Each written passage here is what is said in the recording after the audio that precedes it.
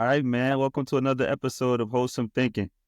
The main objective of our conversations is to challenge people's minds and stimulate wholesome thinking by utilizing the gifts that God gave us. This platform is inspired by scriptures, spiritual journeys, perspective, and life. It's important to us that we highlight these conversations to help encourage others on their journey and provide perspective. In 2 Peter chapter 3, it says, "Dear friends, this is now my second letter to you. I have written both of them as reminders to stimulate you to wholesome thinking. If you ever want to join us on Wholesome Thinking, please let us know and we'll be happy to have you. Our main rules on this platform are commitment, creativity, no cursing, prayer, and no judgment.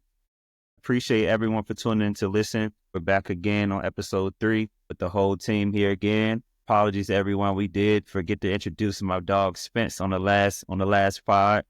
So Spence, tell the people about yourself, and then we'll get started, man. What's up, everybody, fellas? Happy to be here again. Spencer Hall, currently reside in Richmond, Virginia. Recently married. Right now, I'm working in transportation as a budget analyst. And I'm here again, excited to have some good conversation with my boys and give the people some perspective on different topics. Yes, sir. Yes, sir. Appreciate you, Spence. JG, Shy, how y'all doing this week, fellas? Excellent. Glad to What's be up? here again. It's been a good week. I'm glad to see all of you all again. It's a very, very exciting time. Happy holidays. Yes, sir. Yeah. Yes. Go ahead, Great to JG. see y'all again, man. Been looking forward to another pod and good to see y'all. Can't wait to chop it up with you. Oh, that's right. So appreciate everybody again for tuning in to episode 3. Today we're talking a little bit about the holidays along with a lot of other things. Rashad, if you kind of want to give the audience kind of what you came up with and what's been on your mind lately. Absolutely. And I know that holiday time is here. A lot of people will be traveling for Thanksgiving, spending time with their families. But then after that, we have Christmas holidays and things like that. So very excited just to kind of focus a little bit on the Thanksgiving holidays since that's, right here right around the corner, but around giving thanks and being grateful, being thankful, having appreciation. And I do have a Bible verse here, kind of what I was thinking about. We have 1 Thessalonians 5:16, and this is what it says. It says, "Rejoice always, pray continually, give thanks in all circumstances, for this is God's will for you in Christ Jesus." And fellas, what's been on my heart, what I've been thinking about, and what I want to ask you all is, what are you thankful for? What are you thankful for the holiday season going into Thanksgiving? And in addition, like, what are you grateful for? Like, and with that, do you look at gratefulness and thankfulness as one and the same, or do you look at it as two different things? And for me, I look at thankfulness and gratefulness as two different things. And from my perspective on that is thankfulness is kind of like in that moment, right? Things that I'm thankful for in the moment, things I love and cherish in the moment. While gratefulness for me is kind of that overall gratitude, that overall emotion, the feeling. It's more of the core value things. And the reason why I always think about this is because we always hear stuff like, wake up and say 5 things you're thankful for. And I think that's a lot easier to do than saying 5 things you're grateful for or 10 things you're grateful for, right? Because that's a deeper feeling. For example, I'm thankful we're recording this pod, right? But I'm grateful that I have you all to do it with. I'm grateful that you all are in my life, someone that can help guide me, help steer me. But I'm thankful for the opportunity to be able to speak today, right? And that's kind of how I look at this. And we'll talk a little more about the Thanksgiving holiday and giving thanks and being thankful about that. But just starting off with gratefulness and thankfulness, what are you all's perspective on that? Is it something different for y'all as well? Or is it something that's one and the same? Kind of hear both answers. So I'm curious to kind of get you all's perspective on it. Yeah, I would say I'm thankful for I'm thankful for the people in my life who, I get the opportunity to interact with on a daily basis, people I get to share experiences with, talk to, have conversation with, thankful for in place of employment right now. So finding a lot of fulfillment in that role, whereas that was a little bit different in previous times. So thankful for that, and I think I'm more grateful for more of like the state of being that I'm in right now. It's just far as like, I'm grateful for where God has brought me to in my life. And I'm grateful for his presence, his instruction, grace, mercy, love, all of that. And I think it kind of just, again, gratefulness for me relates more to a state of being, whereas like I'm thankful for certain people certain things and certain benefits in my life.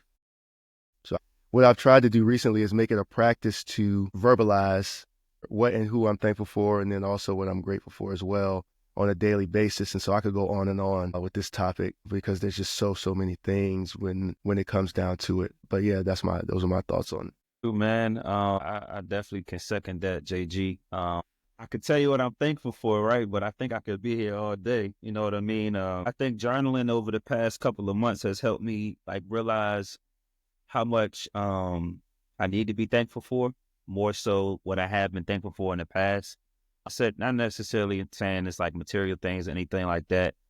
More so just the present moment that I'm in right now, and what I've been through in my life, personally, individually. Thankful for my wife and my family. Also thankful for you guys, man. I think, I'm end up journaling and it's like I'm writing down my family members, but then I'm writing down all y'all names before the end I'm writing. You know what I'm saying? I got 50 people I'm writing for just to say I'm thankful for them. A lot of my friends actually have kids now, so I'm praying for them and praying for their protection. Just thankful for all the interactions that I come in contact with people every day. I don't take any moment for granted. I try to be thankful for the present moment each and every day because I think I used to just take it for granted a lot of the times. I know we talk about this later, but some people don't get to live continuously throughout life, unfortunately.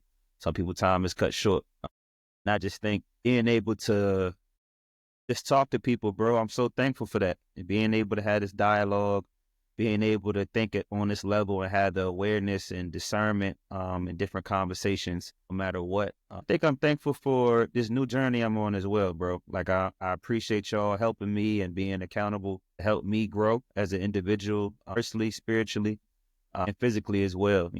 I just appreciate that. I appreciate the wife and her support, man, and just my family, bro. So I think I could go on and on, but I think that's kind of what I'm grateful for sure. What you got over there, Spence? Just echoing a lot of the things that you guys were saying. I think, as Rail said, I could go on and on for hours for what I'm thankful and grateful for. But I think really my perspective really started to change about what I'm thankful for and grateful for when I left and went off to college and got out of my little bubble that I grew up in, left my parents' house, was on my own, doing my own thing. And that's when I kind of see there was more outside of where I currently reside with my parents. I saw different people's situations when I went off to college. Different people had different backgrounds that came up with. Some people came up with single parent households and tons of siblings and no siblings. So there's just a lot of people's different situations. And I think my perspective of what I'm thankful and what I'm grateful for changed when I saw that. Because when I was young, I was just here. I was just living. And then during Thanksgiving, at my grandparents, all my family, cousins, aunts, uncles, we would all, before we eat, get in a circle and say what we were thankful for. And now looking back and reflecting on that, it has a different meaning to me. So I would just get up there and just say anything. I'm thankful for my toys. I'm thankful for my family. I'm thankful to eat this food. But now when I sit back and really reflect, I'm more thankful for the people in my life, waking up, having food, thankful for my wife and the things that she does for me, my friends, my close-knit circle, thankful for a job. It's just some of those little things that I think some people just take for granted that a lot of people don't have. And the second question, Rashad, I think there's synonyms, grateful and thankfulness. Both are, showing gratitude, but I would agree with you that one is more of an emotional response and one's more so like in the moment. So when somebody gives you something that you say thank you, that's more so in the moment. But grateful is more so that emotional, what you're really grateful for. And I would say they're both showing gratitude, but they both have a little bit of a different meaning.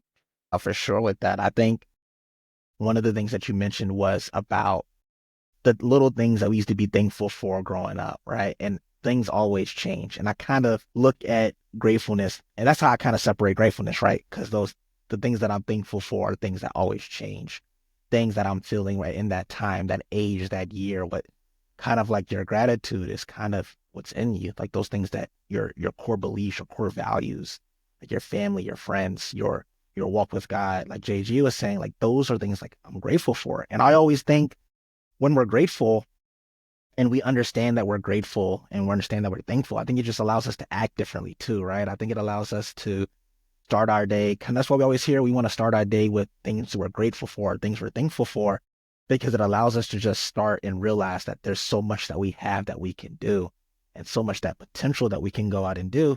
And are things we can even add to that list, right? Because we're just saying, yes, I'm thankful for these things, but tomorrow I'll be thankful for so many more things. I'm going to meet so many different people. And I think prime example is, I knew of you two, JG and Terrell. I knew Spencer for sure, but I knew of you two, but I didn't know you two. And this year, that was something I was able to add to, and now I'm grateful that I have you in my life. And that's something that I can wake up every morning and say, and I'm grateful I have all three of you in my life just because of how much you make me a better person. So I always feel like when we understand thankfulness and gratefulness, especially around the holiday times, it allows us to just have that appreciation for those people in our lives, those things that we do in our lives, the journey that we're all on, right? Because I think that really helps us really understanding what we're here for and what God has us out to do. And so, what do you all think of that?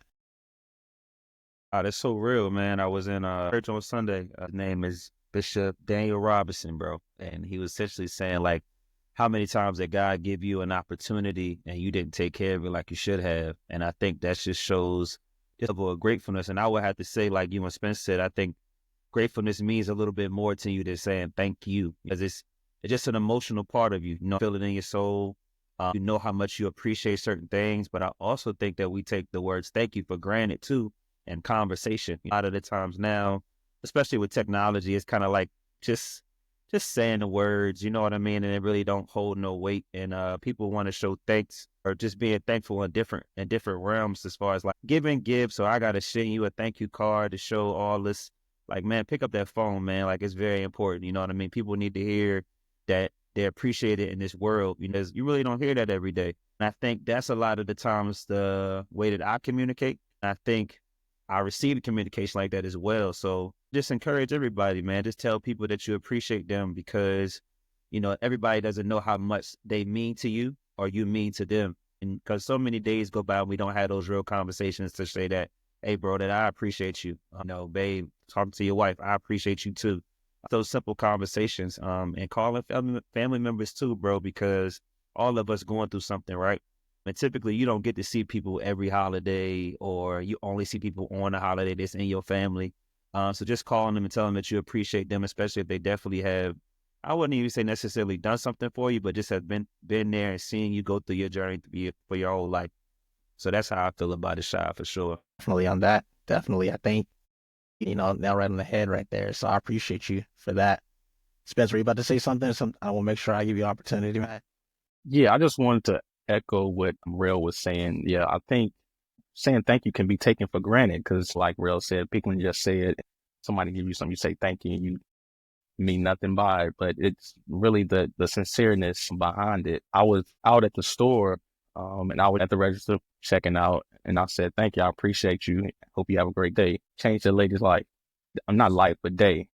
She lit up, smiled. I hope you have a wonderful day too. And it's just that sincereness behind it, calling your family members or just out in public, just telling people, thank you, I appreciate you, having manners.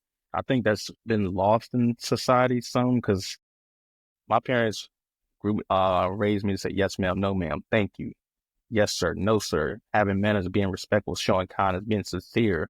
And I think that's lost in this society. And I think we need to get more back to that roots of being sincere, showing kindness, showing love, showing appreciation to others and what they do for you or what they may do for them. Yeah, now that's facts with that, right? Because one of the things I always hear, because same thing we talk about manners and respect, I always say my pleasure, right? And it's something that people don't hear except at Chick-fil-A. And they're always like, okay, Chick-fil-A.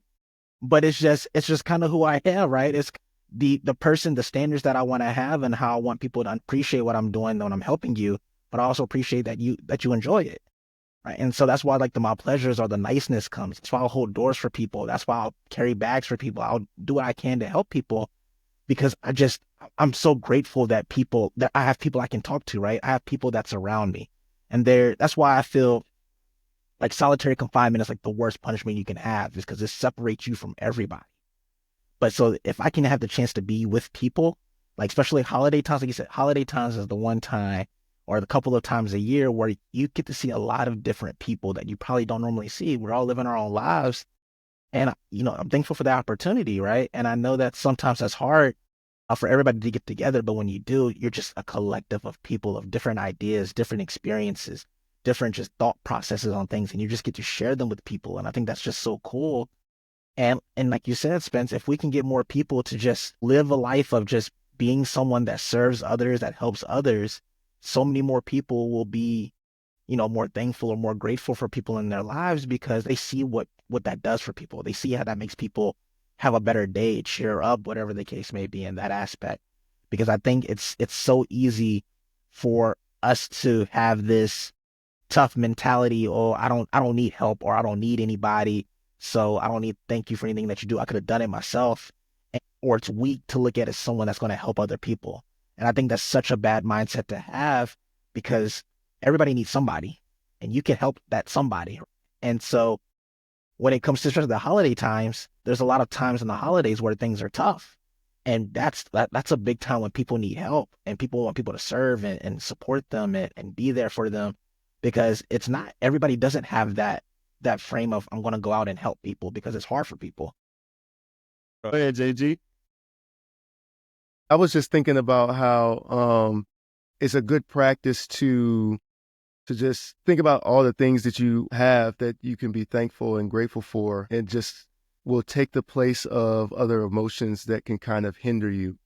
That's kind of what I was thinking about as far as any concerns you might have, anxieties. And when you think, that when you're feeling like you're in a time of lack, there's always something that you can be thankful for. And it can just really reframe your mindset around the moment or the day in general when you take the time to do that and just kind of list things that you're thankful for.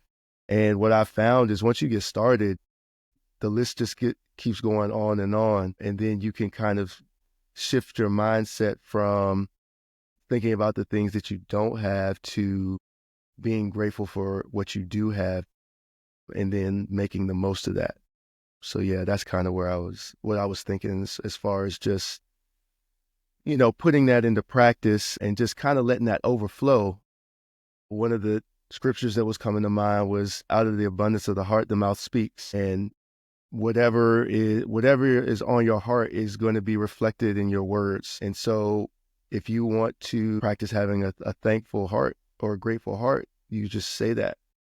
Just say the things out loud that you're grateful for, and you can kind of shift your whole entire mindset, mood, or feeling fairly quickly.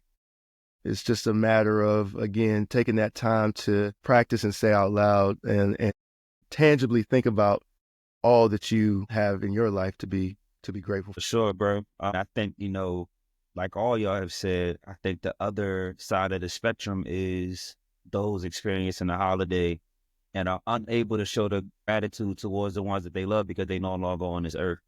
And I give you an example. Today, James came in my office, probably right after y'all finished texting me. I was asking how I was doing, whatever. So ironic, we talking about this today, which is crazy. But he was like, I'm looking forward to the holiday. He's like, man, it's not like how it used to be. And I said, what are you talking about? Because I got a feeling that I know what you're talking about, but I'm not going to guess because I kind of feel the same way about holidays now that my grandparents are not here anymore. He like, man, it's right. You hit the nail on the head. Like, holidays aren't the same anymore because of the traditions that have been broken down due to death and the grieving process. You know what I mean? A lot of the times, can't speak for everybody, right? But when you lose a significant person in your life, whether it's a parent, aunt, uncle, grandparent, somebody close, near and dear to your heart, right? You've been doing this thing in tradition so long in your life, and it means so much to you, and so many happy memories are attached to those individuals, right? A lot of the times we tend to dwell in those moments, man, because it's some people, it's all they have in this world, right? And then when essentially they leave this earth, they think that they have nothing else to live for, and they trying to almost recreate those old memories, and we're neglecting the present moment a lot of the times, and we can't even be grateful for what we dealing with currently. I remember this one Christmas, it was maybe a year after my grandparents passed away, bro. It might have been Christmas, Thanksgiving, I can't remember, but I get to my parents' house and everybody's there, and I go in the back room, and I think my mom was back there. She came back there or something. and I'm just breaking down crying, bro. Like, cause on the holiday, like, it's late night, you know what I'm saying? Football or basketball on TV. I'm in the back room breaking down just cause like I'm missing such a big part of my heart that's no longer here, bro. And it's nothing that I can physically do to make myself feel how I've been feeling in the past. And it's almost like you don't even know how to feel with them being gone. So you trying to like do extra things to replace a void in your heart, trying to numb some pain. It's just a lot of things that go through your mind, and you feeling a lot of things. For people that lose their parents, they losing a part of their history. They didn't realize that they was gonna have to recreate it maybe this early in life or maybe this late in life. So many things change and adjust. I just kind of wanted to highlight that because, holidays isn't happy for everybody, right? And I think the people that understand and haven't enjoyed the holidays, let's just not even focus technically on the holiday, but just this time of year, right? In this season, you got to encourage them because it's tough for them, bro. They're alone. I think us having that conversation and getting to a deeper level about it is important to talk about.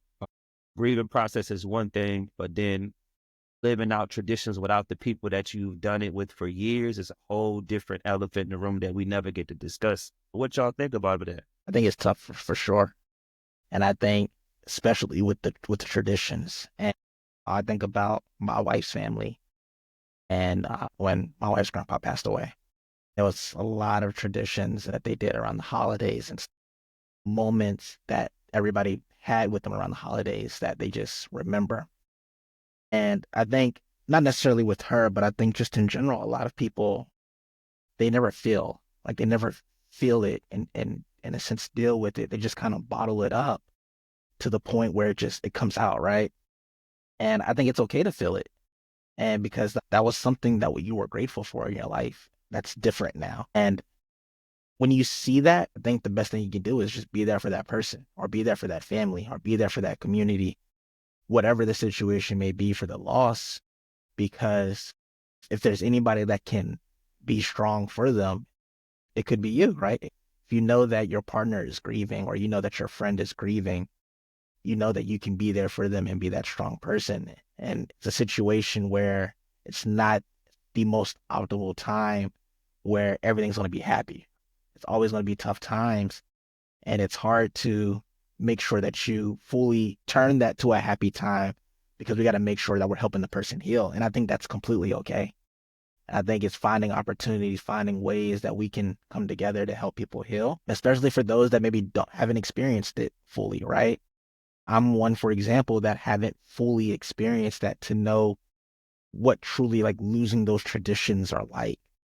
And so from my perspective, I think looking from the outside in, what I can do is just be that shoulder, be that helping hand, be that encourager to let you know that, hey, it's going to be okay to an extent, right? Because I can say it's okay, but to that person, that's, like you said, it's a history gone. And it's just being, someone that's empathetic about it and trying to figure out whatever way you can support them during that time of grieving so they can still feel, but that way we can allow them to feel in a safe space. So then that way they can try to find ways to enjoy it. Nah, that's real, man. And it's so crazy you said that, Shy. I got a not funny story, but everybody say it's going to be okay. And that's like I learned about that getting my master's. It's called a platitude, bro. Like people hate the saying they're in a better place and all of this stuff. So like you said, though, the support piece is so big, man, because all you can do is literally be there. And I talked to JG about this before. Like somebody lose somebody, all you can do is literally be there. There's nothing else that you can do. And a lot of people don't understand that there's nothing nobody else can do for you. You just got to understand that this is another process, really is. And there's nothing that you could do about it. And the grieving process really don't end. Your days get easier, but try to remember the happy memories, but don't dwell long enough. Take the time to heal, like you said, lean on your supports. Those of you that don't have supports, you got to get into prayer, man. That's all I can recommend because there's nothing that's going to heal your pain. But my fault, JG and Spence. Y'all go ahead, bro. I just wanted to echo both things that you and Sha were saying. It's definitely difficult. We all know we're not going to be here forever, but when we lose somebody close to us, it hits different. It feels different than somebody on the news have a family member pass away. When it hits close to home, it tugs at your feelings, your emotional heartstrings. It just feels different because you could physically touch, see that person. especially come around the holidays, you have those family traditions and you're used to seeing that person is no longer here. It's tough. It's hard. And I think just want to echo what Rashad said. You need that support during that time. Everybody's grieving process is different, and the type of support that they may need, you may not know. You just have to be there and be ready to support them when they need it. And I think that dealing with loss around the holidays, though, trying to fill that void, you're never going to fill that void of that person that you lost. That person was one of one. God made that person one of one. So you're not going to be able to try to fill that void. So like Rail said, you can hold on to those happy memories that you did have with them. Those times that you did have with them, that time you were allowed to enjoy the holidays with them, lean into those memories that you have to keep that memory going. And also one thing my family does, we created a new tradition to help mourn the loss of those family members that have lost. I've lost 3 grandparents and 2 aunts. And like Rail was saying, his coworker said, holidays are not the same, but we still keep those happy memories alive. Like I remember my aunts always coming to my football games, especially during Thanksgiving because we was always in the playoffs. But like Rail said, it's hard. And like Rashad said, you need the support during those times and just lean into each other, be that lean into your support system because that's what is going to help you get through those tough times, especially during the holidays. Yeah, come on, JG, what you got for us, man? Yeah, this is a tough topic for me to speak on as well, just because I haven't really experienced really a loss of somebody that's very close to me. Lost both grandmothers. One was a little bit more recent, and that just happened to be the location where the family would gather for Thanksgiving every year. So that's been a tough one, and I think there are members of my family that are still struggling with that loss, and so it's tough. While the love was there, we weren't super close, but I do think there is something to be said for being that support system, as you guys have mentioned, being that support system for those that we care about, and just kind of being there to talk to them or encourage them or just give them what they need in that moment to kind of deal with that grief that they're feeling, and if they're in the mourning process. I had just kind of quickly looked up a few scriptures related. One of them is Psalm 30, verse 5, weeping may remain for a night, but joy comes in the morning. You know, I think that the focus of that scripture should be the joy, right? You know, all of us kind of deal with situations and circumstances that may bring us to tears, may cause sadness in our lives, whether it's the loss of someone or some kind of other event that is stressful or a struggle for us. But we can always take heart. Joy comes in the morning. The fact that we are blessed enough to wake up in the morning is a great source of joy and should be a great source of joy. So that scripture stands true. Whether or not the weeping continues the next day, there is joy in the morning. So it's just a matter of perspective when it comes to that. And God is a God of comfort.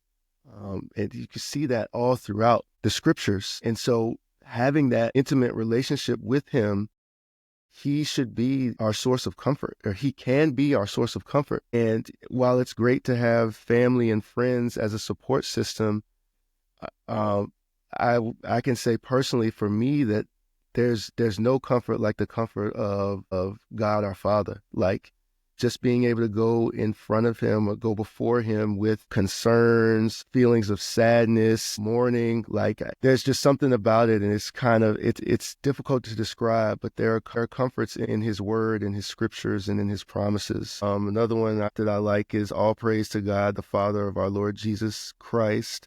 God is our merciful Father and the source of all comfort. He comforts us in all our troubles so that we can comfort others. When they are troubled, we will be able to give them the same comfort God has given us. And so just kind of think about how when we need support, we can lean on God and go to God for comfort. And then we in turn can extend that comfort to others who are dealing with their own sources of grief and sadness, so that they can receive comfort and maybe come to know God a little bit in a more deeper, closer way. But it is a blessing to be able to kind of extend the comfort of God that we are able to experience to others, and just, again, take that support to another level in that way. There was one more. I know for me, sometimes feelings of sadness can result in like a feeling of loneliness. Psalms 34:18 says, "The Lord is near to the brokenhearted and saves the crushed in spirit." So again, it's just countless verses where we can find the comfort of God and really rest in that, and be yourself. Like, it doesn't mean that sadness will cease immediately, but I think that it's a great way to find a source of hope and peace in a time where you may be uncertain about the future, and how you will go forward dealing with the loss that you may have suffered. So just as source of encouragement and peace, for sure, could be found. Just turn to the scriptures.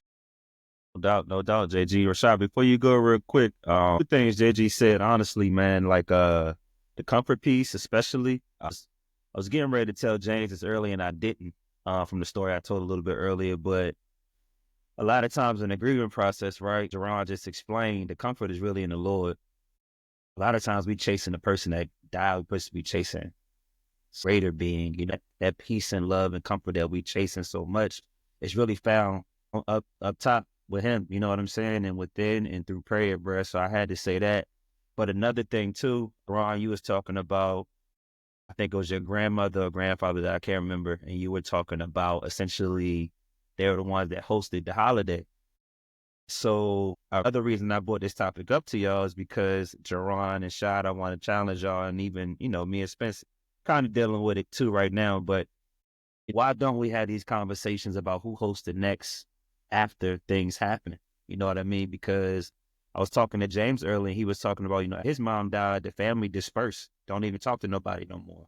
And I think that's becoming tradition in our cultures, different cultures too. It's not just one, you know what I mean? As soon as the person that had the most responsibility is gone from this earth, everything just stops. Why do y'all think that's happening so much? That's a cool question, because when Kayla's grandfather passed away, one of the things that he made sure he wanted was his family to continue to stay together. So that didn't happen. And every year they get together and they have like a brunch or lunch or whatever the case, and they actually get together and celebrate life. And I just think that's so cool. And I love that you're challenging us. I think that's something that my wife and I talk about all the time, is we want to be the family that has the traditions, right? That brings the families together when the families are going in separate ways. And that's something that we're always thinking about, is how can we always make sure people are together so people aren't alone? And I don't know what the answer is always going to be, what it's always going to look like. Because that's the hard part, right? I won't know until God put it on my heart and put it on her heart as well, of what that's going to look like. But I know that we want to be that family that's going to continue traditions when things get hard for people, that they have us they can come to. But it requires us to make sure that we are emotionally stable enough so we can actually help you too, right? So it's hard for two grieving people to help each other. But if you have that rock or that person or that family that can, hey, I'm here for you, and we're gonna make sure everybody's together, we're gonna make sure everybody's happy, and we can figure out that foundation for that. I think that's kind of where we're looking towards and what we're thinking about doing, to making sure that when loss happens, it could, like, that still lives on. Like, loss may happen, but family still lives on, togetherness still lives on, community still lives on, traditions still live on.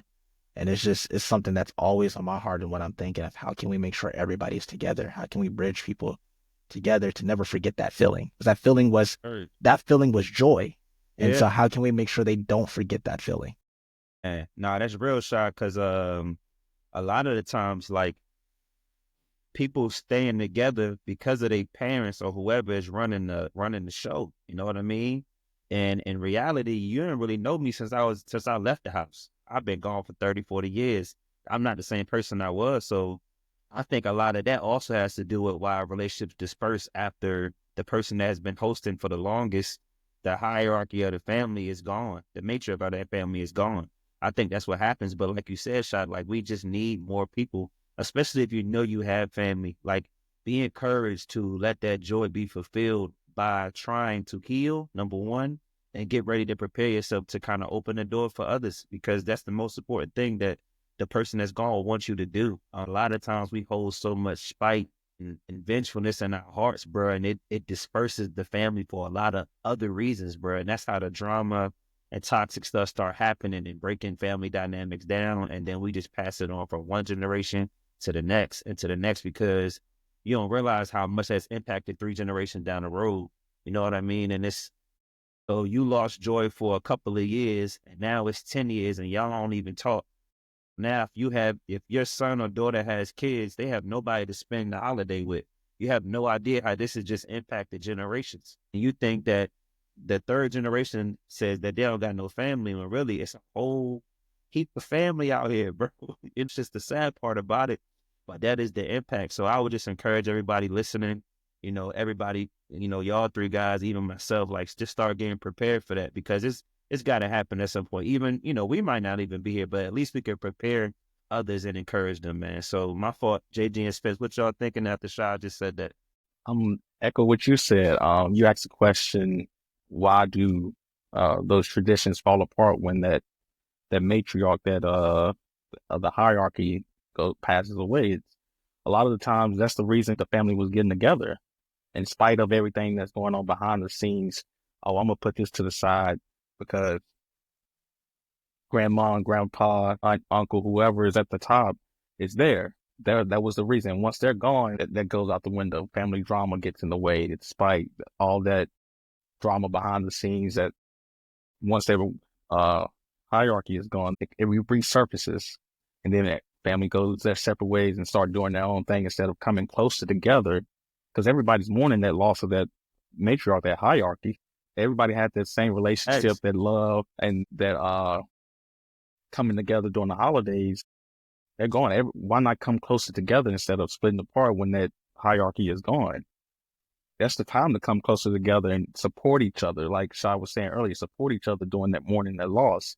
When you lose that grandma, that grandfather that's holding everything together and being the one that's hosting, why not come together and help not necessarily fill that void, but come together to help support each other to keep the tradition going, because that's what they would want. That's real, Spence, because most of the time, the people that you disperse from is the people that feel like you feel. You know what I'm saying? They're going to make you feel a little bit better. And a lot of the times, you going around telling your friends, like Sean and JG, I can't tell you how me and Spence feel with that loss that we got on us. No, that's for life. You know what I mean? There's nothing that I can tell you for you to relate to me at all. You know what I'm saying? But I know if I get around Spence, I'm going to be okay. But if I'm around my cousin, my mom, whoever, all the time, around this time, I'm going to be better, just because I know they're going through the same thing or worse than I'm going through, right? And I think that pain, a lot of people try to compare the pain when you siblings. I'm the only child, but when you got cousins, aunts, uncles, you're trying to compare your pain and be like, yo, but y'all both lost the same exact individual. All of your feelings are validated. It's okay. Y'all can come together and things can get better if you try. If you don't want to put in the effort, then things are going to continue to get worse, and your grieving process is going to be a lot longer, and your healing is the long journey, man. Yeah, that's why I was so passionate about this topic, bro, because the holidays, they just bring up all these emotions for me. And I'm lost 2 grandparents. I can only imagine somebody that's lost both of their parents, and their siblings, and their parents gone and stuff like that. People that's just spending the holiday lonely and by themselves. My bad, JG. Go ahead, bro. Just passionate over here.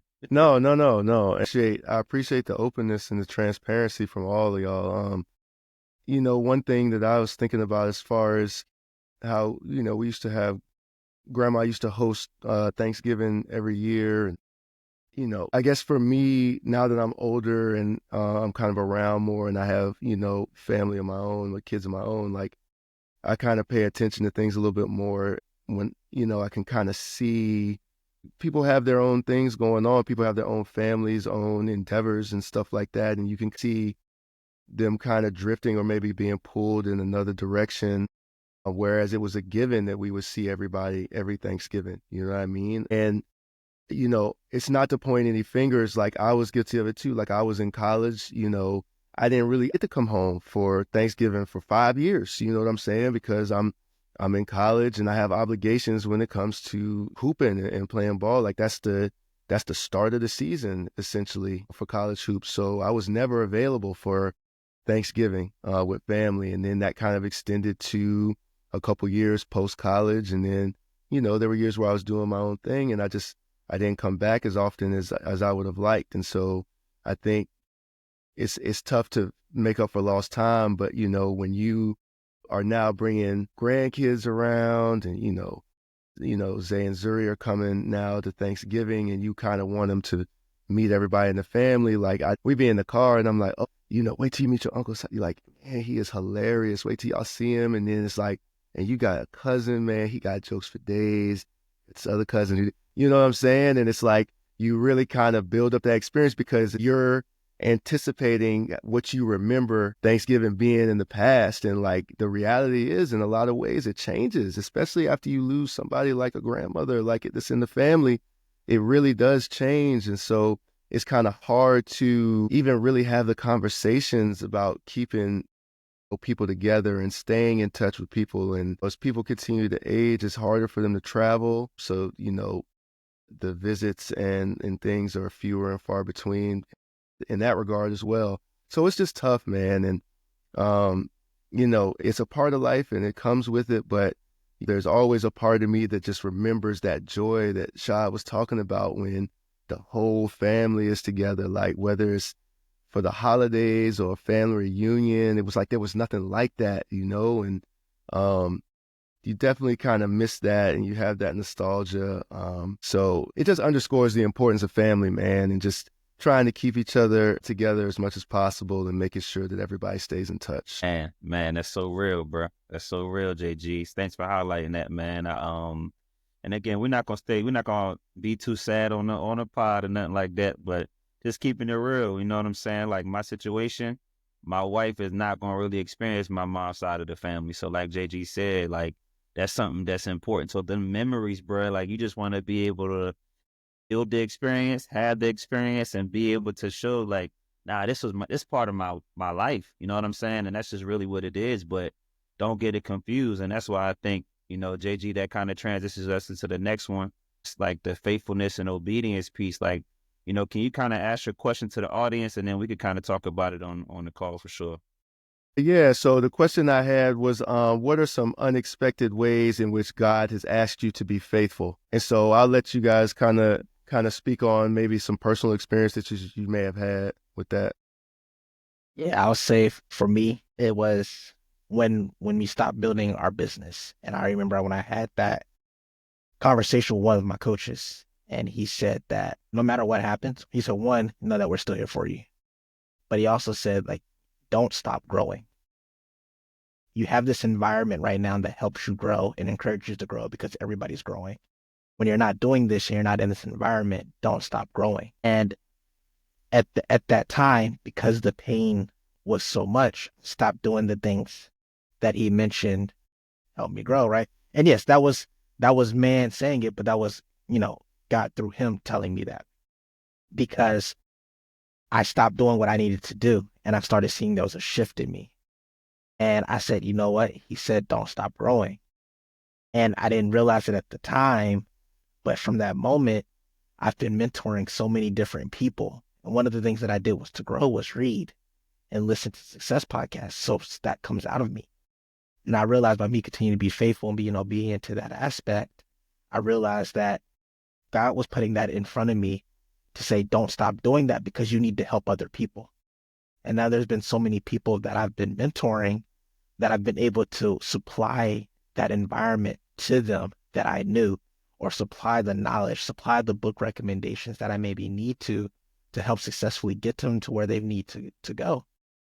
And I just think, what if I completely stopped when God told me to be faithful and continue to do that? How many people that I've been helping since then, what I've been helping? And I can tell you right now, it probably would not be the people that I'm helping right now. I probably would not help those people that I've helped get promotions, those people that I've helped increase their income, people that I helped pay some debt off, people that I helped change their attitude. There's so many people that I've helped change their perspective of how they view people, their perspective on enthusiasm, because I continue to do like what he told me to do, is say, hey, don't stop growing. It's don't stop doing what you're doing now because you still have to help people. And I think, man, it's just so crazy to think that I stopped for a moment and realized if I just kept trending that way, things would be so different right now. I may not be here talking with you three right now because I maybe don't even have the perspective or the mindset to where God put it on your heart rail to say, hey, Rashad, I want you to do this with me. And it's just so crazy to think that small decisions, but from a big way, help shape to where I am today in a whole different type of environment. Because now I'm lost the access, and not necessarily the access, but I lost the group of godly men I was always surrounded by and spending a lot of time with, to now found a different group in you three, where I'm now spending time and I'm associating the same way. And so it's so crazy how that works. But I'm so grateful for, I'm so, like I said, that's why I started off by saying how grateful I am for y'all in my life, because these were, Wow, bro. this was the association that I was looking for. Because I always said, as soon as it happened, I said, who am I going to associate with that's going to get me to the same level I was before? My friends, like I have good friends, but all of my friends weren't thinking the same way that my coaches and mentors in that environment did. And I was always wondering, what do I need to do to find that again? And then there was the retreat. That was the first part of it. Then there was this. And now I'm always surrounded by all of these men every Wednesday, or even when we're doing this podcast. And it's so cool to see that it all started with me being faithful when my coach said, don't stop growing. Don't stop doing what you're doing in this environment, because it's going to come back and it's going to matter. So JJ, I hope that answers that, because that just, that boy going that's crazy. Man, talking. Golly. I love it. I love it. Man, Love it, man.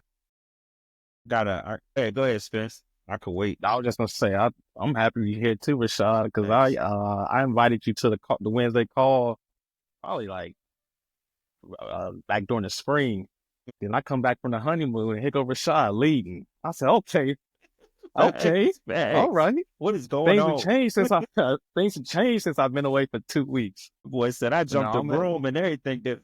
yeah, but I'm happy that I'm happy you found the group and found this support that you needed, and God led you this way. So I'm happy that you found it. Expert. Facts, man.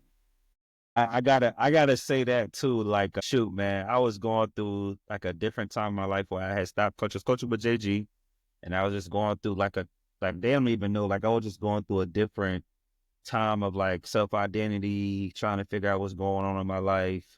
Didn't know where it was going. I done bought a house. I'm married. Like, what I'm gonna do now? Type situation. And I just gotta be thankful for like where God placed Spence in my life, JG in my life, Shad in my life around that time. Because if I didn't have y'all, bro, I would probably still be struggling with that.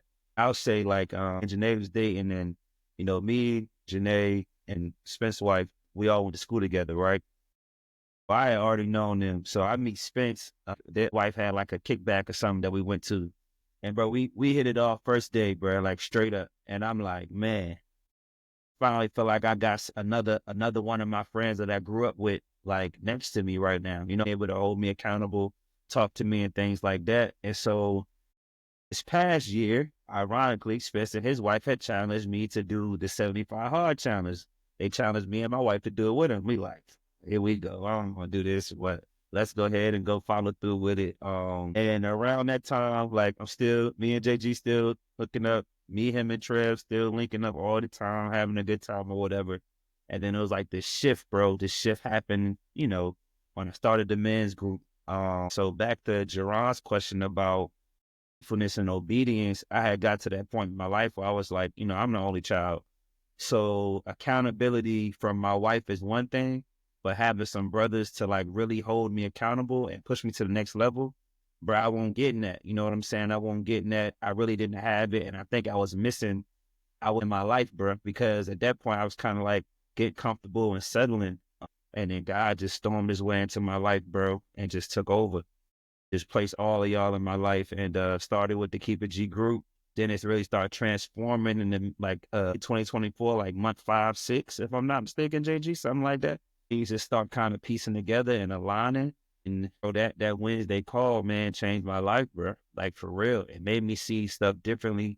Just being consistent and obedient to his plan. He placed all of y'all in my life, bro. his own timing. You know what I'm saying? In different ways. I think me and Rashad met 2-3 times, maybe. Picked up at Spence's wedding as the groomsman, and he at the retreat. Like, what's going on? Like, how we get here? You know what I'm saying? Like, what's going on? But like, it's just amazing how like God just places the people in your life when you're just being faithful and obedient to his word and his instruction, bro. And then when you start adding prayer, then you start adding discipleship in there, then you start adding and practicing how you living into it. He just taking over and provided so many things that you would never even think could happen in a year.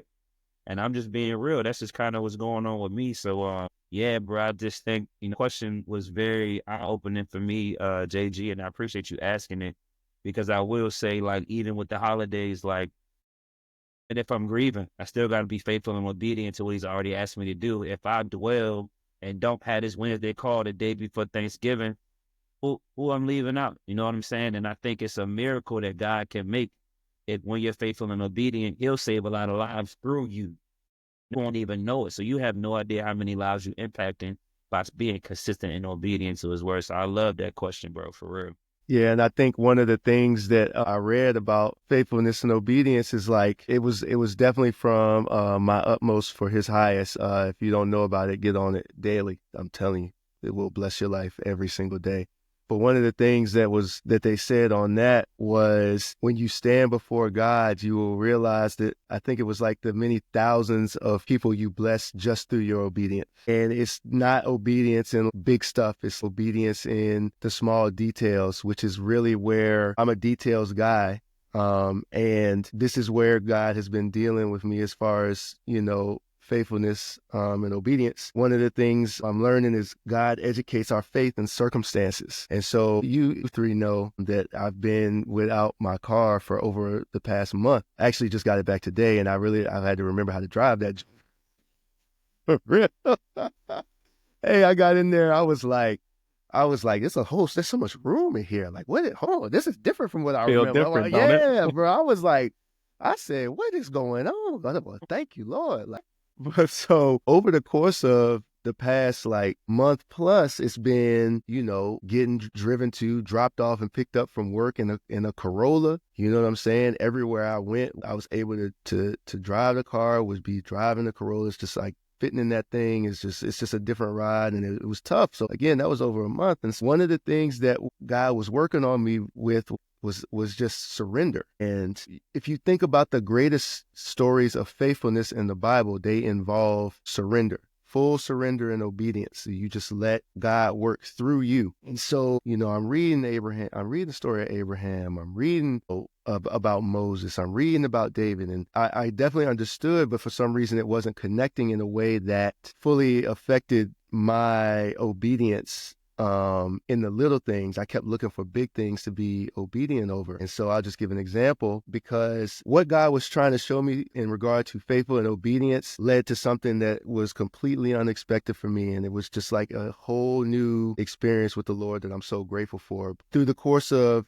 just, obviously being limited in transportation. So it was like there weren't really opportunities for me to go where I wanted to go and do some of the things that I would normally want to do. And so one such opportunity came up where, I had planned to go to a high school football game on a Friday night. And, one thing led to another. With two young kids, nothing usually goes according to plan, right? So we're dealing with that sort of thing, kind of the stresses that come with that. And long story short, I ended up kind of leaving the house in anger. I was determined to get to this football game because I just needed that time where it was just like I could kind of just separate a little bit from the stresses of the day to day and always being obligated to something or someone. And so, I get to the light and I'm getting ready to turn, and I hear God say, turn around and go home. So this is like one of the first times where God gave me a clear instruction, like he clearly spoke to me, and I was like, I don't want to do that. And it was weird. it's different when you kind of read it in the Bible and you interpret it as like, okay, this means XYZ for my life. And I may not want to do it, but look at what happened when this person was obedient. This was like in the moment, turn around and go home. And I was just like, I ended up pulling into a parking lot and just sitting. And because like up until the point where he said something, I was just talking. I was in the car, just like out loud, like not crying out to God, but just having a one-way conversation, just venting, bro. And I pulled up to the light and stopped talking. And he was like, turn around and go home. So I pulled into this parking lot and I just sat there in silence. Was one of those things where you have a choice. Like, I'm not forcing you to go home, but turn around and go home. And so I ended up going back home and something interesting happened, not immediately. So this was a Friday night. On Sunday, the issues from Friday night were revisited and something happened that was so unexpected and was so out of character for me personally that I noticed I literally chose peace in that moment rather than winning. And in those specific instances, I always in the past have chose winning to my detriment or not. You know what I'm saying? Like not worried about the consequences, but in this moment, like I'm not willing to let go of how I feel and what I think is correct. And this was one of the first times that I did that just under the instruction of God. And this immense feeling of peace just came over me. And it was like it was connecting with God on another level. And the more I kind of read into it as far as like, just continuing to study, I felt like I was connected with the nature of God in that moment. And that has extended to other instances where it's kind of involuntary that God just takes over and takes the lead on my reaction. And only in retrospect am I able to look back and say, like, that's not usually how I respond in those instances.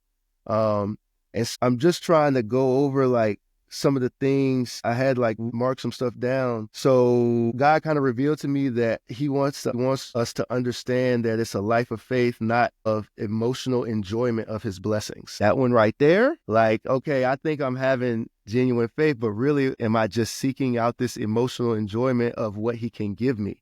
Is this faith where it's like, no matter what you do, I'm going to remain true to you. I'm going to remain true to your character. Like Job, though he slay me, yet I will hope in him, or yet will I hope in him. So in the midst of what God is doing, even though you may not understand it, like remember what he has done in the past. Remember and recite his promises of his word. He always upholds his word. He always upholds his word without fail. So when you're in the midst of something, you don't really understand what God is doing. He's saying, remain true to me. Remind yourself of my character. Remind yourself how I uphold my word and always come through on my promises. And let that be the source of your faith. It is different when instead of focusing on your circumstances and what you may not have in those moments, you look back at what he has done.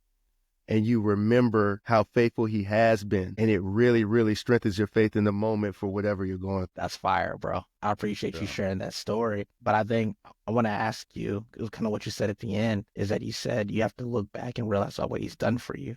How can we help people understand how to do that, right? Let's say I don't know how to look back at the blessings that God poured on me prior to being faithful. How can I see that? What would be your recommendation, JG, to help me understand that or help somebody understand that? So, I mean, I do understand sometimes it can be hard to think about instances in your own life where God has come through, no matter how dramatic. Like God has done some incredible things in my life that even in certain moments I have trouble recalling, right? That's the importance of staying in the word, because it's not only about things that he's done in your life. You can recall his promises and his faithfulness through what he's done in other people's lives, whether it be in the Old Testament stories of the Bible, whether it could be a friend or family member that God, their faith in God brought them through some really tough times and some struggles. Another message within that is you don't always get to choose the source or the action of your obedience. Abraham sure didn't get to choose. Waiting 100 years for a son only to be told, hey, take him up on that mountain over there. You know what I'm saying? Oh, take him on up there. You know what I mean? What he tell him to do with him, though? What he tell him to take him on up, sacrifice him to the Lord. You know what I'm saying? Yes. 100 years you waited. All right, now he's here. Take him up on that mountain there over there. Despite that, Abraham got up early the next morning to do it. He was, I mean, he wasn't just obedient. The word said he got up early. And only in the aftermath did we get a glimpse into Abraham's thinking. If God is telling me to do this, I can only surmise that he can resurrect the dead. So through my act of obedience, but it was really, it was a whole, your will be done. And thank God for Abraham. I don't know how many people will respond in that way, so that we have that powerful story of faithfulness and obedience to look back on. I mean, that's extreme. There are so many more like it. So, I mean, I would encourage just familiarize yourselves, and people familiarize themselves with stories of God's faithfulness from his word. And really dive deep and ask for a fresh revelation on the story that they may already be familiar with in the Bible, and a new perspective on what that means and how that they can learn from that something new and apply it to their lives.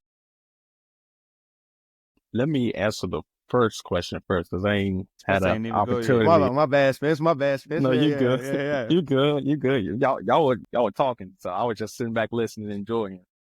But just an example of just being faithful to God was probably about a year or two ago. I was getting that itch of feeling stagnant in my current position, in my current job. I'm feeling stagnant. I'm not learning. I'm not growing. So I got the itch to start, searching for a new job hunting. And if you know me, I haven't usually had any trouble with getting a new job. I'll apply for a job. Usually I get the interview. Usually I get it.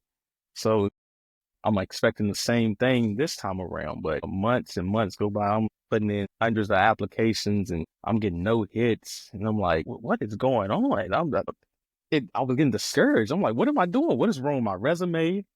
Do I not have the skills? It was similar jobs.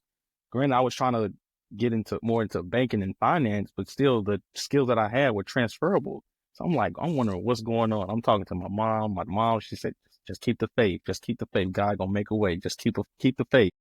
Keep trusting it. He will never lead you astray. And I'm like, God ain't never had me out here like this. Not months out here searching for a job and not getting no hits, no interviews, no callbacks, no nothing. One time I get a call back, Capital One. I'm, oh yeah, this is it here. This is it. I think I told Rail and Shot about this. I go through like 3 or 4 rounds of interviews. Get to the last one. It's down to me and one other person. Don't get the job. I'm back at the beginning. I'm scared. I'm calling out. What is going on?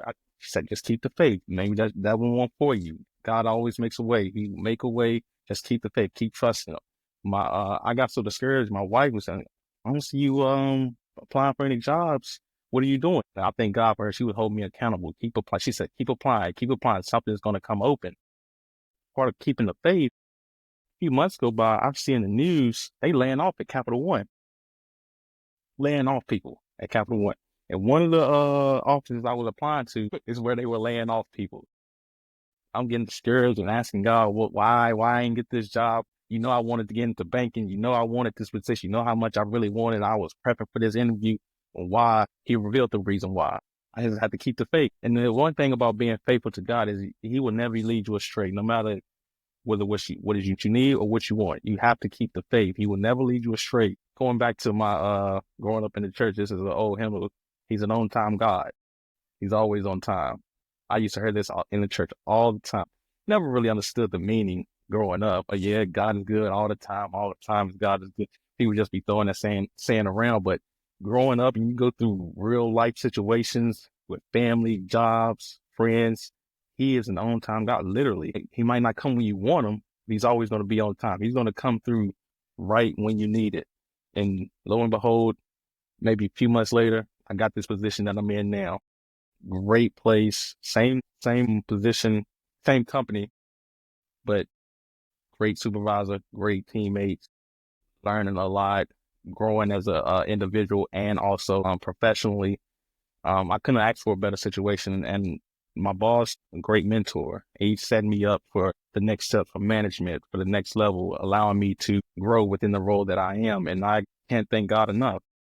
He knew what I wanted, but he gave me what I needed. And I just had to be obedient. I'm out here asking God why, getting discouraged, not applying, asking why? I've gotten jobs easily before. Why not this time? I just have to keep the faith, be obedient. And one thing about being obedient, to transition to the next question, it's not always being obedient when things are going good. It's when things are going bad and it's not what you want to do. Kind of like when you're growing up, you have to be obedient to your parents. They have a curfew, knowing you want to stay up way past that curfew, but being obedient and coming back at that curfew and not a minute or 5 minutes later. And that's how I kind of relate being obedient. It's like, not when things are just going good, but when things are going bad as well, still being obedient, following God's plan, because he will never lead you astray. Never. If you look back on your life, he's never led you astray. He doesn't always give you what you want. He will sometime, because that's what you need.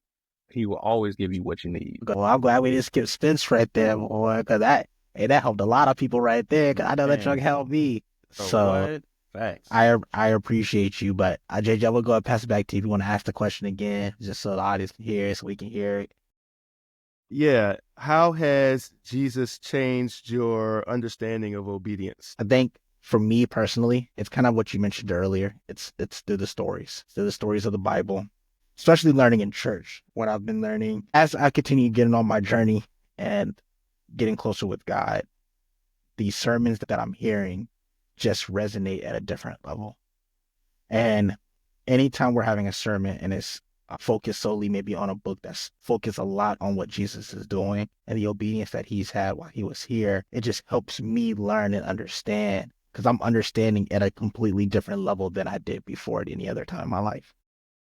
And I think just being intentional with learning the word and putting myself in situations where I'm hearing these stories kind of help open up what I need to understand for obedience, right? And I think if kind of go back to the first question, how it all happened for me is I didn't understand it fully at the time when my coach was telling me what he was telling me or what God was telling me through him. But as I continued to say, I'm going to focus on this, I'm going to have this shift, and I'm going to learn from what the word is telling, it made things so much clearer to the point now I'm understanding all of the stories that I'm hearing or that I'm reading, that I'm immersing myself in to really understand what that obedience looks like. And so for me, it's been the word, it's been the sermons, it's been just having a new mindset of clarity around it and understanding truly what I'm chasing after, what matters the most, and the example that was given.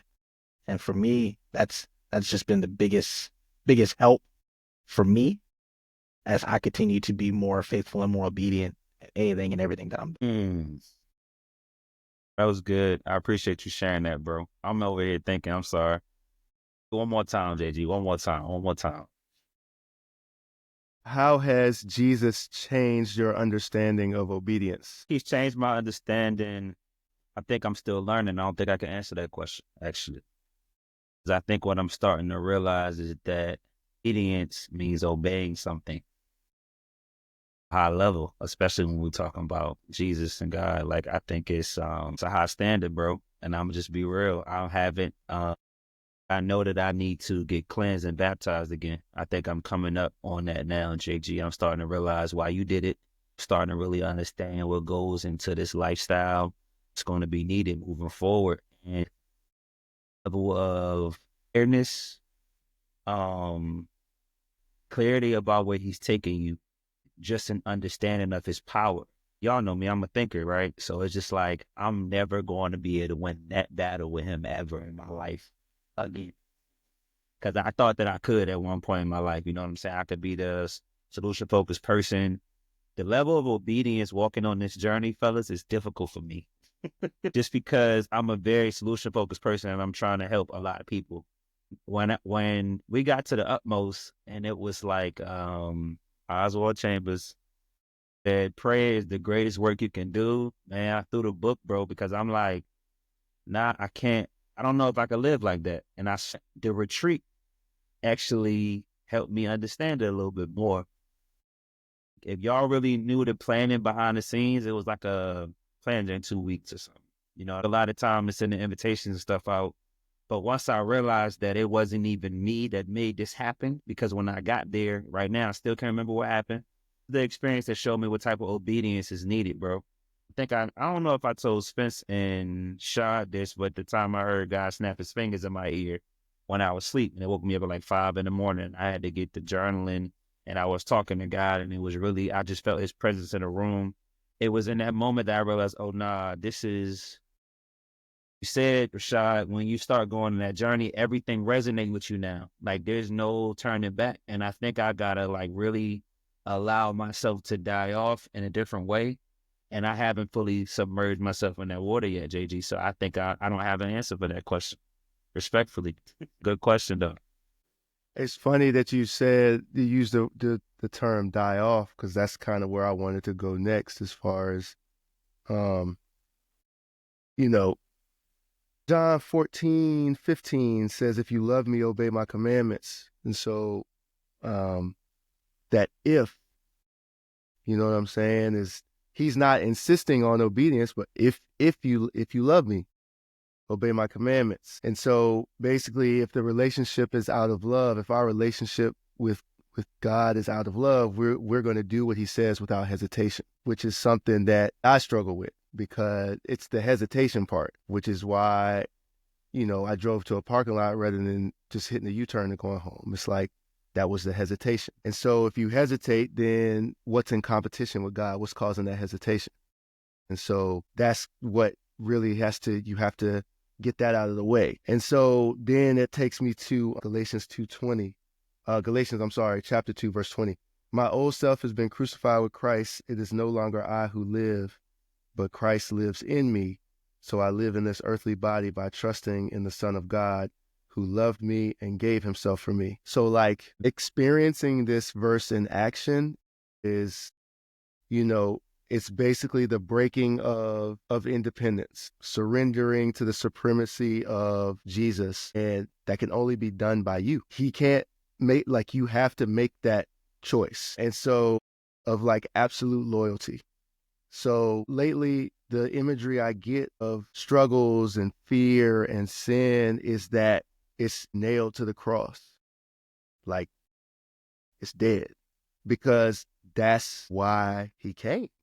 He came so that we're no longer a slave to any of that. And the imagery of it being pinned on the cross is like that's kind of what it's taken for me to really like come to terms with how serious that is. How do you not obey when you think about it in those terms? And I'm not saying that it's going to be like a linear type of thing, but it is a decision that needs to be made. And the cross always should be in the forefront of our mind for that very reason. Right. Because those are the things that the enemy is putting in place to hold us back from that full surrender, because that full surrender means like now God is he's just like moving through us, because everything is a yes and amen. Everything, yes and amen, yes and amen. There's no hesitation. And so that's when it's really going to start to pick up. When you get in touch with God's nature, through the discipline of obedience. That's how you get to where Abraham was, where it was just like, all right, you said it, I believe it. So I'm up early and like we're walking this thing out. And so what's interesting is, again, Oswald, he said, the promises of God are of no value to us until through obedience we come to understand the nature of God. Okay, so obedience opens our eyes to details we previously missed and instantly reveals his nature to us. So to kind of go back to that story of that Friday night, where even though it was delayed, there was hesitation involved. Ultimately, I chose to obey what I was hearing. There was another instance. This was one where it would have been very easy to react in anger and just like really go over the top. And it's just interesting how like these two things were like a week apart, but it was like a strong like reaction. In that moment, I just felt God take over. Again, it was like involuntary. And my response immediately changed. My anger didn't immediately subside, but my response immediately changed. And it was like an out-of-body experience where I was able to calmly respond to something that like in every other circumstance, I mean, would have just set me off beyond the point of like, maybe beyond the point of repair. And I just don't think that is possible without making those choices of obedience leading up to that, where it's like you're answering the call. You're answering what God is calling you to do in that moment. You're answering God in the small details of life. Like for me, I'm just like, what does it matter if I go to this football game? That's really what I was struggling with. It's like, what is going to change if I just go to this football game? I'm going to stay for the first half and go home. Much in the way of like the accident where what caused me to not have my car for over a month. It's like nobody wants to get into an accident. Nobody wants their car to be banged up. Nobody wants to be without their vehicle for a month. But what may have happened that very day that we got into the accident? Nobody was hurt. Nobody was injured, right? What was on the other side of that? It's like the conversation we had about traffic. You hate traffic. You hate being stuck in traffic. But what would have happened if there was no traffic? Like, what is on the other side of that now? What is a safeguard for you with the correct perspective? That safeguard. What was on the other side of that had this not happened, right? So it really is about just kind of having a correct approach and perspective on it and just really trusting God through the process. In that instance where we got in that collision, I had no choice but to thank God because everybody was in the vehicle. Everybody was in the car. I don't even want to speak on what may or may not have happened as a result. I'm just thankful that everybody was safe. There were no even minor injuries as a result of that. Bang the car up all you want to. We can get another car. We can get the car repaired, which is what happened. Oh, crazy part too about obedience to God.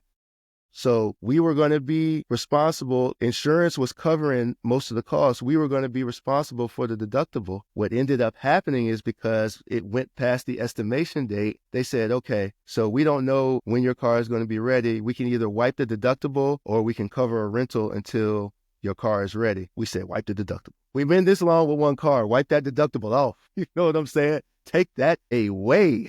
So I feel that for sure. you know what I'm saying? So, but glory to God, like got the car back today and wiped the deductible was wiped away clean. So we came out of there not really having to pay any money for any of the repairs, which is like, I mean, again, it's just a huge, huge blessing, man. God is working in the details, man. It's just want to encourage people to just be in tune and just remain faithful and just listen for God's guiding and his instruction, man. Cause like telling you, he's faithful. He's going to come through every time. Facts. Appreciate you sharing that, JG, man. Shad, you got anything? I'm just soaking up the wisdom that JG's giving us right now. And I appreciate you, bro. Cause those stories and your lessons and what you're learning at the same time just helps us be better. And so I appreciate you for that, man. I was sitting here thinking about like obedience is just get rid of that negative connotation because a lot of people can think obedience just is similar to being like submissive to or taking heed, taking direction, accepting, deferring to. So just get rid of that negative connotation of being obedient. So like, I don't want to listen to you. I'm going to do my own thing. Oh, I don't want to listen to God. I'm going to do my own thing. I'm going to go my own way and not listen to him. And so just try to get rid of that negative connotation of, oh, being obedient. Oh, I got to follow somebody. I have to listen to somebody. I have to listen to God, which we should be doing. But just get rid of that negative content because in society, a lot of people don't want to be obedient to authority. Managers, supervisors, people, policemen. Be obedient. Just get rid of that negative connotation because it will save you a lot in the long run because you can learn a lot from people being obedient. You can learn a lot from God being obedient because, like I said before, he will never lead you astray when you're being obedient to him. He might not give you what you want, but he'll always give you what you need. Spence, that's right on time, bro. Appreciate it, man. Fellas, episode 3, man. Holidays, type of encouragement for the listeners listening. I would say for me, man, just appreciate the time with family, appreciate the time with loved ones, appreciate the togetherness, the community. Just remember that you can be the change that brings everybody together and bring joy back. And so it starts with you, whoever's listening, that you can be that difference maker that resets the whole trajectory of your family. And so just appreciate each other, love the moment. Just continue to work on yourself and grow yourself at the same time. Hit that shot. Go ahead, JG. Yeah. it kind of harps on something we keep coming back to is your story can be a blessing to others. You don't really necessarily need an increase in resources or finances in order to be a blessing to somebody else. Job's story was relayed by his 3 friends. They were all from different villages or different towns. They relayed Job's story to the people of their town. So really what Job went through ended up blessing thousands of people, which I had no concept of before, but because his friends were there and they were a part of what went down, when they went home to their respective towns and cities and told people that story, thousands were blessed because of that story of faithfulness and obedience to Job. So even if you're, again, it's whenever we're obedient, obedience to God is always going to produce something good. And so in the season where it's nice to give to people and your heart may be to give to others, don't focus on having an increase in resources or finances. You can just be yourself to be a blessing to others, and your story can bless others as well. Appreciate you sharing that, JG. What you got, Spence? Just for the people during the holidays, just be thankful you're able to see the people you love, your loved ones. Don't take advantage of their time and those moments that you have with them. For the people that have lost, experienced loss during these times, and you don't have that loved one still here celebrating with you, remember those good moments. Don't dwell on those them not being here. Remember those moments that you had with them. And for those that haven't dealt with loss, appreciate the moments that you still do have with family, because everybody won't be here forever. Don't push it all out. Don't push it off. I'll make it down there next year, or I'll go next time, or I think I'm gonna sit this one out. No, take advantage of those moments, because you'll never know when that person won't be here, and you won't have those moments again, and you'll be reflecting, wishing that you would have went that one time that you did miss. So just take advantage of the people that are here, and remember those happy times for the people that aren't here. Appreciate you, Spence, man. I just echo everything you said. I don't think I need to say nothing else, bro. Like, that is spot on how I feel. If you're going through that pain, man, like, it's okay if you want to enjoy the holiday how you want to enjoy it, but make sure you're surrounded by some type of love, you know what I mean? So you can receive it and give it and kind of share some of your stories well, and just be grateful and show the gratitude and be thankful for your family that you do have. If you don't have no family, be thankful that you're alive. Yeah, we appreciate y'all tuning again to another episode of Wholesome Thinking. If you ever want to join us, please let us know. We'll be happy to have you guest on the show. Any questions, anything that you want us to talk about, please let us know as well. We're always open to have conversations about new topics and things like that. We'll be back in 2 weeks. Appreciate you all for tuning in again. Happy holidays to everybody.